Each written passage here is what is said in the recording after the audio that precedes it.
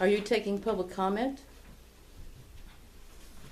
You're in charge of the meeting, that's up to you. No, actually, Rinker's running the meeting. No, we each run our own committee meetings. You're in charge right now. So, for the inspections, Yes. what do you got?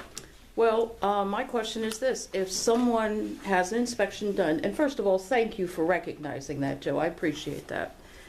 If someone has an inspection done and they contest the findings of the inspection, what is the appeal process? Who's going to hear the appeal? Also, it would require a reinspection. Do you have established fees for a reinspection? And who would do the reinspection? And that's a very valid question. The property maintenance violations, if they would exist, would go before the Board of Appeals for an appeal. And if there was a use issue under zoning, it would go before the zoning hearing board. In terms of fees, we have it written in here, either fees or inspection or reinspection fees would be the same. Right, what I'm saying is if they contest something that you found, I'm not talking about zoning and I'm not talking about, look, we had Mr. Diaz on Main Street who had toilets that were ready to fall through the floor. He had sewage backing up to the second floor. He had raw wires hanging from the ceiling. Okay, I can just see him being a person that would contest it.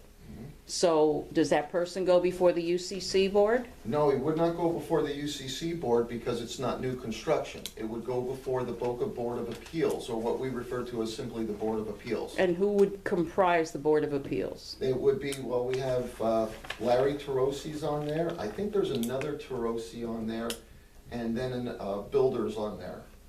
I think we have 3 members on our Board of Appeals. There might be 5 on it. I don't know the names. Has the process been established for Yes. it? Yes. And is there a reinspection fee or a period of time where a reinspection has to be conducted? Correct.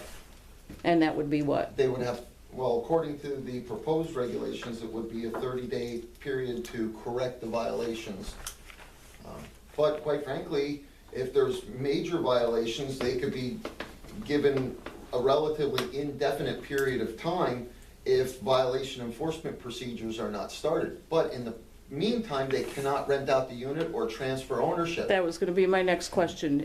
Occupancy of a living section that is under question. You know, In order to receive, that's why we have this, is to make sure that every time the tenant changes or the house changes, there's a new certificate of occupancy. It is long overdue, and I applaud you for doing it. I have a question. In that thing that you're writing up, is that going to tell the people